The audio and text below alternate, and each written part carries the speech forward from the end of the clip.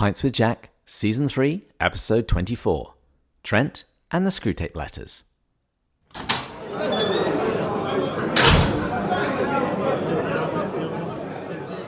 Good morning. Happy Thursday, everyone. I thought that today I would share a bonus episode, so in a little bit I'm going to play an extract of an interview that I gave on the Counsel of Trent with Trent Horn, where we were talking about the Screwtape Letters, which is going to be the book we're going to be studying next season. But we'll get to that in a moment, because this morning I was looking at our Patreon dashboard, and we've been very good at sending out all of the glasses and the coasters and the stickers, the US mail notwithstanding, but I realized that we have been terrible at toasting people. We told people that if they pledged $10 or more each month, that we would toast them on the show. I'm rather ashamed to say that I think we've only toasted one person so far. So, starting today, I'm going to be much better about it. And today I would like to toast Deborah Walker. And since this episode is about Screwtape, it's going to be Screwtape themed. So I have a little glass of my engagement scotch, my Glenmorangie La Santa. And so, Deborah, may you always resist evil, and may you always be of great annoyance to Screwtape. Cheers. And with that, here's an extended clip of my interview on the Counsel of Trent. Welcome to the Counsel of Trent podcast, a production of Catholic Answers. It's time to go on a tour. We're going to go on a tour in the next 2 episodes from hell to heaven and back again. And one of the greatest Christian apologists in the 20th century, if not in the history of the church, is going to be our guide. And someone who hosts a podcast dedicated to this particular apologist is going to be our guide to the afterlife. I am Trent Horn. This is the Counsel of Trent podcast. I'm glad that you were able to stop by. Before we get into our interview today with our wonderful guest, I just want to remind you, be sure to go and check out TrentHornPodcast.com. Your support is what makes the podcast possible. And when you become a supporter for as little as $5 a month, you get access to bonus content there. We've got lots of bonus content, sneak peeks of my book, Can a Catholic Be a Socialist? Including coming soon are the audio portions, so sneak peeks of the audio book, Can a Catholic Be a Socialist? I've also posted some fun little videos. If you ever wanted a tour of my office or show how I pack for a 16-hour trip overseas, and you can learn from that as well.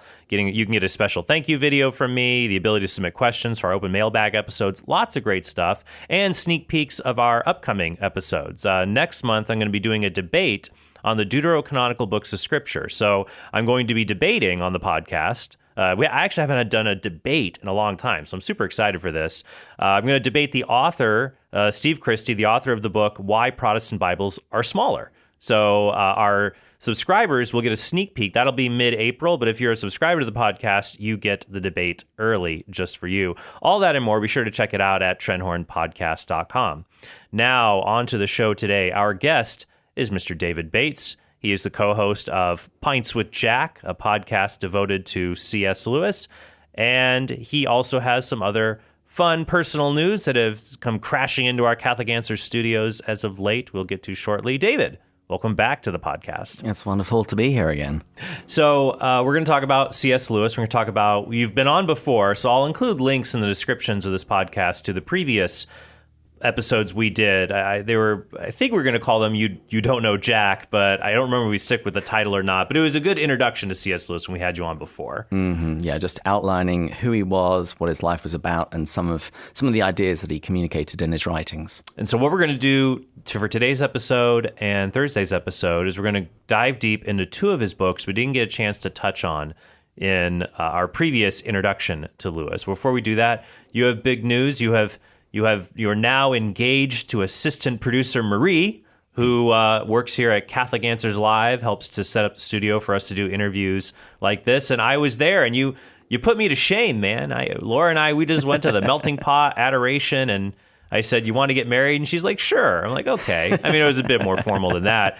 But you did Vespers at the church. You had a blessing. And then you had all the friends and family downstairs waiting. I mean, kudos to you, my friend. Were you nervous? I was terrified. Oh, yes. I actually wasn't meant to be cantering Vespers, but all of our other cantors disappeared that week. So it was in danger of being cancelled. But I had planned everything around that. So it was like, okay, no, I'll do the cantering. But it was, in the end, really good because it meant I had an hour of singing praises to God and reading his word in preparation before I actually got down on one knee and asked her to marry me. Oh, my gosh. Were there tears? There were so many tears. I was crying. Everyone was crying. It's so beautiful. And especially because I'm in that time of life. Laura and I were talking about this, and maybe our listeners can sympathize, where you go through a time of life, especially like in your 20s, you get married, your friends get married. There's like a bazillion weddings you have to be off. You're like, oh, I got to go to another wedding. And then you get older, you're like, I'm not going to any other weddings. And the only thing you hear is like, so-and-so got divorced. I'm like, oh, no. But then it's exciting within a circle of your friends to see people getting married, especially in a culture that likes to talk the talk about marriage, but rarely walks the walk, And your listeners might recall a time quite a while ago when you spoke about doing a trip to Disneyland with a couple who were dating.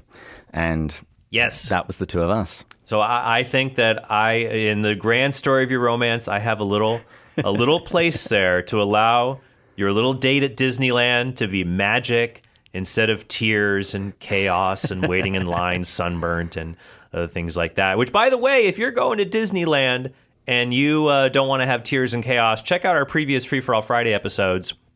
How to hack Disneyland. You won't be disappointed. Let's hop into the topic for today. So let's just give a quick 1-minute summary. Almost everyone's heard of C.S. Lewis, but a lot of things they may not know about him. Our quick 1-minute primer on C.S. Lewis. Sure thing. So I think most people know C.S. Lewis as the author of The Chronicles of Narnia. He was actually born in Northern Ireland in 1898. He was known to his friends as Jack. That's why our podcast is called Pints with Jack. And he was raised in a Christian household, but he became a confirmed atheist very early on, even while he was still at school. However, following World War I, he started to reconsider his atheism and starting to see issues with that worldview. And he then became a theist. He described himself as the most reluctant convert in all of England. Right. And eventually then he became a Christian. And he was part of the Inklings. He's really one of the founding members. And that was a group of scholars and writers, people like Charles Williams, Owen Barfield, and the author of The Lord of the Rings, J.R.R. Tolkien. And over the course of his career, Lewis wrote many, many books, 20, 30. It kind of depends on how you chop them up. But he wrote across all different genres, fantasy, sci-fi, apologetics. I'm hoping to catch up to him, at least in number. I thought about trying to catch up to Peter Kraft, but it's never going to happen. Not possible. I don't think it's possible because he's still writing books. I think he's written over like 90 books. I'm up to, I think, 9 or 10 right now. So maybe numbers-wise Lewis, but I don't think I'm ever going to beat Lewis when it comes to genre. I mean, I'm playing around nonfiction right now, here or there, but it's hardly getting anywhere. But genre-wise, he was an amazing prolific author when it comes to crossing different types of literature. Mm-hmm. And he was immensely well-read. He had read everything in their original languages. Greek, Latin, didn't matter. All right, well, let's get into one of his works then, which is kind of a mishmash of genres. It's part apologetic, part fantasy, part horror, and that would be the Screwtape Letters. So what are the Screwtape Letters? Well, for many people, this is their favorite book of his. He published it in 1942, so this is still during World War II, and it was actually the book that made him famous, particularly here in the United States. It actually even got him on the cover of Time magazine. So yeah, I thought it would have been Mere Christianity, but that started as radio series, then became a book. Back in England, yes. Oh, yes, but this is the book that made him famous. Particularly in the United States. This was the one that really put him on the map. That would so be us. Instead of like, we enjoy this profound apologetic defense of Christianity, and then in America it's like, we want the lurid book about hell. Thanks, America. Well, I'm going to defend the Americans because this is also a very, very profound book, and it's very subtle and it's very, very funny. Yes. And he Lewis does what he does best, which is communicating deep spiritual truths in a way that engages both reason and the imagination. Right. So, yeah, and we'll be talking about that more, that this book, and then in Thursday's episode, we're going to talk about the Great Divorce. He uses a lot of imagined supposings. And so this is one of those. Yes. So in the Screwtape Letters, it's what if you could overhear what the devils are doing. So the Screwtape Letters is a series of 31 letters that are sent from a senior demon, one called Screwtape, to a junior demon who is also his nephew called Wormwood. And he's basically instructing him in the art of temptation. Screwtape is trying to show him how to take his patient, this Christian that he's been given to tempt, how to send him to hell. And the funny thing about this book is everything is turned upside down, because you're getting it from the demonic point of view. Right. So good is bad, bad is good. When Screwtape talks about the enemy, he's actually talking about God. Right. When he talks about our Father below, he's talking about Satan. And it's just so full of humor and wisdom and some really fun names. All of the demons have names like Screwtape, Wormwood, Slubgob, Glucose, Toadpipe. I guess a lot of them, when you're drawing the motifs of like, how do you name a demon, it seems like a lot of them are connected to either insects or ooze or just, and that's what our imagination gravitates us towards as to what the demonic is. We just find those things that are aesthetically the most displeasing in our physical reality, and they're like a faint image of the demonic, essentially. In all of his books, Lewis chooses wonderful character names that are evocative, that engage your imagination even before you've learnt anything about them. I love him, and this must be an inkling trait, because I think it must have been Tolkien who said this, the most beautiful word in the world. He said it was cellar door. Cellar door. Cellar door. And that's the inklings, as Tolkien worked with Lewis. They knew language well, because he said cellar door, the most. And when I say, I'm like, it does have the perfect balance to it. And he said, you just combine it together, cellar door, cellador, and then now you've got a character name. And but that crafting of language is so helpful, and that's good, because this book was a response to someone of his time who was also good at crafting language to rile people up, and that would be Adolf Hitler, who, of course, who's the most appropriate person to originate the idea of a book about the demonic, but Hitler himself, right?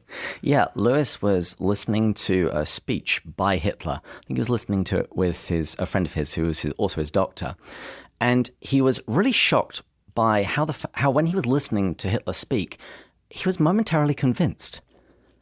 And he was convinced of things that he knew were false. Right. And the following day, he went to church. He didn't actually go to the service that he normally went to. He normally went to the one without the organ. So he ended up going to a service with an organist who chose music that he didn't like, and a clergyman who he thought he couldn't preach. And so he was kind of bored during church. Right. And so he was reflecting on the speech that he had recently heard from Hitler. And he was thinking about how Hitler's speech and Satan's temptations are very similar insofar as they swerve us away from the things that we want and the things that are truly good, and twist up and confuse our thinking. It's not 100%. It's not 100% bold-faced lie, because then you would just not listen. No, but it has seeds of truth sprinkled in it that ended up getting you hooked. So from my understanding is that it began similar, like how Mere Christianity began as a series of radio addresses. This began as sort of a series in Church of England magazine called The Guardian. Yes, it was released in a serial fashion, so each letter was in each edition of the magazine. And some of the biographers noted that there was at least one clergyman that wrote into the magazine to say that he was cancelling his subscription because some of the advice given in those letters was not only erroneous, it was downright diabolic. Yes, it does remind me that I wrote an article, my first article that was the genesis of my book, What the Saints Never Said. And so I wrote an article based on that in Catholic Answers magazine, and I included at the beginning saying that Abraham Lincoln once said that 1/3 of the quotes on the internet are false. And we printed this in letters to the editor the next month. Someone wrote in saying, I would like to highlight an error in your magazine. Either the internet is older than we know, or Abraham Lincoln lived much longer than we know. So I would like that to be corrected in the next issue. And then our editor, Tim Ryland, simply replied back. He said there are these two options, or there's a third option, ... So, all right. So then the series eventually became a book, and it deals a lot with the psychology of temptation. And a lot of that seems to be drawn also from the ascetics, the Desert Fathers. And this is just really refreshing to see, especially from a Protestant. And I think this is probably common among Protestants in the mid-20th century, the idea that we need to combat the devil to protect our souls, because one of the hardest things that I deal with now, I mean, I did my debate with James White 3 years ago, and I still interact with Protestants all the time. Their main thing is, well, once saved, always saved. You can't lose your salvation, which I think has got to be, if he rewrote the book today, that would be Wormwood's best advice to give the young demon. Just tell him there's no way he could lose his salvation, take him off his guard. But Lewis was concerned about this, just like the Desert Ascetics were. Yeah, and what was interesting is people asked him where he got his material for the Screwtape Letters. Was it from drawing from the ascetics of the desert and all great church history and our great mystics? Yeah. He says, well, somewhat, but there's actually another way of knowing this sort of thing. And it was basically by introspecting and seeing where he fell down. When you fall into sin and you look back and you see the ridiculous lie and ridiculous train of thought that you followed that took you there. Yeah, well, let's talk about that. And we're going to go through now. I encourage you to read the book for yourself or to get it on audiobook. I think you would thoroughly enjoy it. All of Lewis's works are great in that regard. So let's talk about Screwtape's advice. So the habits that he wants to instill, he tells Wormwood to instill in his victims. So one of them is hell by the gentle path of small sins. Yes, Screwtape wants to teach his nephew that it's not necessarily about producing great wickedness in your patient. Just make sure he gets to hell. He gives some example of some small sins, and he says that you'll say these are very small, but doubtless, like all young tempters, you'll want to produce great wickedness in your patient. And he says, it doesn't matter. He says, the safest road to hell is the gradual one. It's the gentle slope, soft underfoot, without sudden turnings, without milestones, without signposts. It's all about a slow fade. You don't want your patient to realize how far he is sliding away. Mm-hmm. And with this advice, I think it's possible for all of it, we can invert it to get someone to heaven. But we could not completely invert it, but take it in the different direction. So the same error to think that in order to go to heaven, I have to be a saint today. I have to be perfectly beatified in this very moment. And since I can't, I give up, is that doing small acts of good and self-denial, especially small acts of self-denial. That it's like, I'm not going to be able to jump into the, a fast immediately and give up all corporal pleasures. So it's like, but just deny yourself something small. And then the more you do that, you will grow in strength in that area. This ties back into something that we talked about last time I was on the show about heavenly and hellish creatures. Right. Lewis had this idea that, and it's firmly based in everything in life, that you start a journey of 1,000 miles with a single step. Right. That it's these small acts of virtue that will lead to you to becoming a virtuous person, and small acts of vice that will be sending you in the other direction. Let's take a look at another one of the habits before we go on talking about the issue of the church, which I think is interesting, that you would think a lot of this is just about willpower and appetites, and that is a lot of it, but there's also theological advice that he gives, that the demon gives Wormwood. Focus on the temporal rather than the eternal.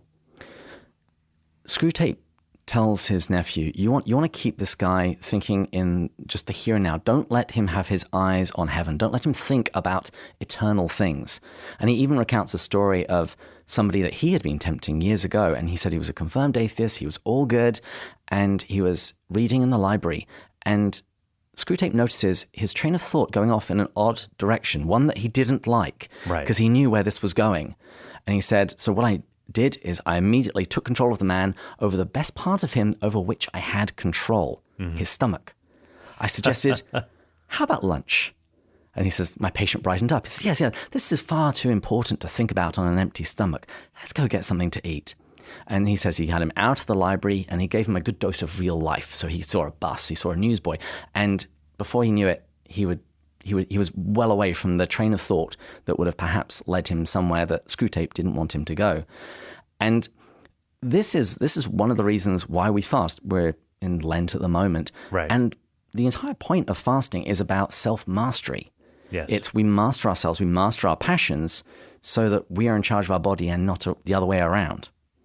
Right. And I think that anytime we look at when we're denying ourselves things, whatever it may be, whether it's denying something for a fast or saying no to a particular sin, whether it's small or large, something I usually say to myself that's helpful to remember, and I would tell my children the same thing, is that many times you'll regret saying yes, but you'll never regret saying no.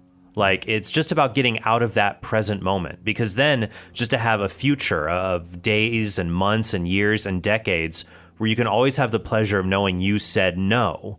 I mean, that's so enduring of wonderful pleasure than the guilt of having said yes that can't ever really be undone. And if you can't ever say no, what is your yes even really worth? Right. It doesn't mean anything. Your yes only means something if you also have a corresponding no.